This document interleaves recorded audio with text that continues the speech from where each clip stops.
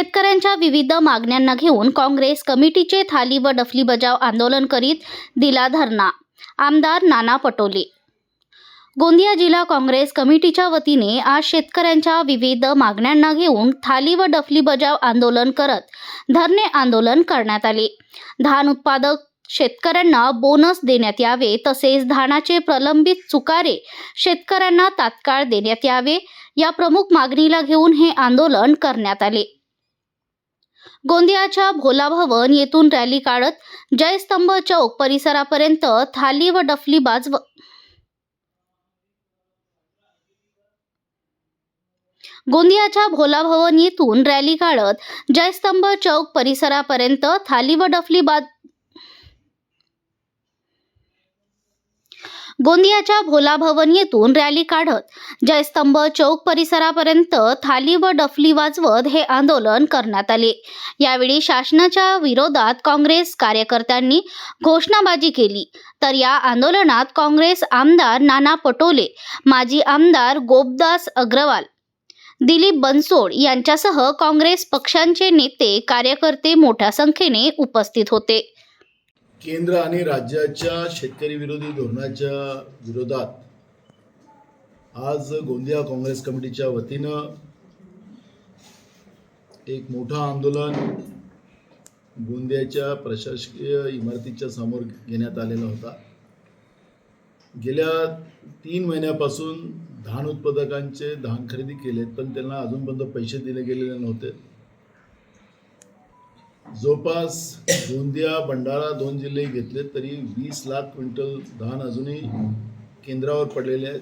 शेतकऱ्यांची त्या ठिकाणी शेतकऱ्यांच्या धानाचं मोठ्या प्रमाणात नुकसान होत आहे आणि राज्य सरकार सांगतं की केंद्र सरकार आम्हाला अजूनपर्यंत लिमिट वाढवून देत नाही, त्यामुळे आम्ही घेत नाही.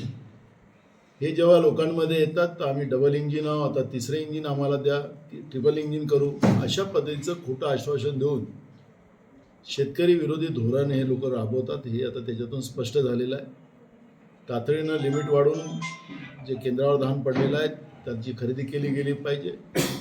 उन्हाळी धानाचे म्हणजे रब्बी धानाचे अजूनपर्यंत पैसे दिले गेले नाहीत, ते तातडीने दिले गेले पाहिजेत आणि ते व्याजासकट दिले पाहिजेत. पावसाळी धानाचेही पैसे 3-3, 4-4 महिने या ठिकाणी शेतकऱ्यांना पैसे मिळाले नाहीत, ते 12% व्याजाने पैसे शेतकऱ्यांना मिळाले पाहिजेत. ही मागणी काँग्रेस पक्षाची आहे आणि ही जी सगळी खरेदी तातडीनं करून शेतकऱ्यांना तातडीनं पैसे दिले पाहिजेत. विद्युत जी आहे आता शेतकऱ्यांना मिनिमम 16 तास तरी शेतकऱ्यांना मिळाली पाहिजे, ही मागणी आमची आहे. सौर ऊर्जेच्या नावाने शेतकऱ्यांना फसवण्याचं काम राज्याच्या फडणवीस सरकारने सुरू केलेलं आहे. त्यांनी हे फसवण्याचं काम सोडावं आणि शेतकऱ्यांना सरळ विद्युत कनेक्शन त्यांच्या ॲग्रिकल्चर पंपाला द्यावे, ही मागणी आमची आहे.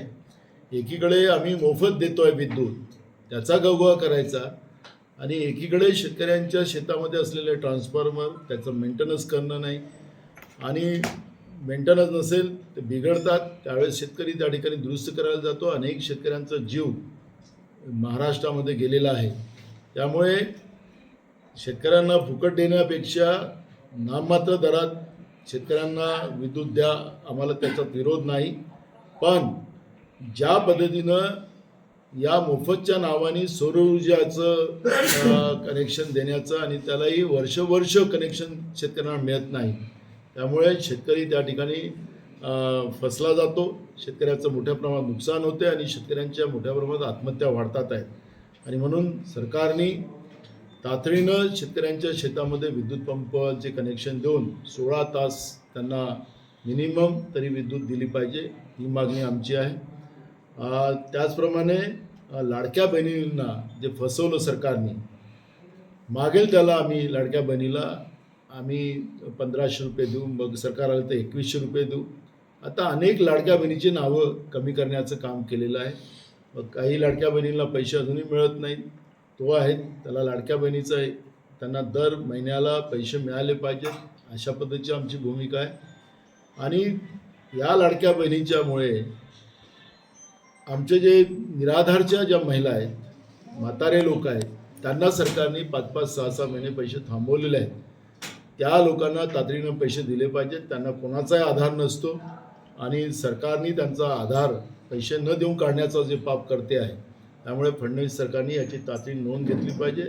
दर महिन्याला हे पैसे निराधार लोकांना मिळाले पाहिजेत.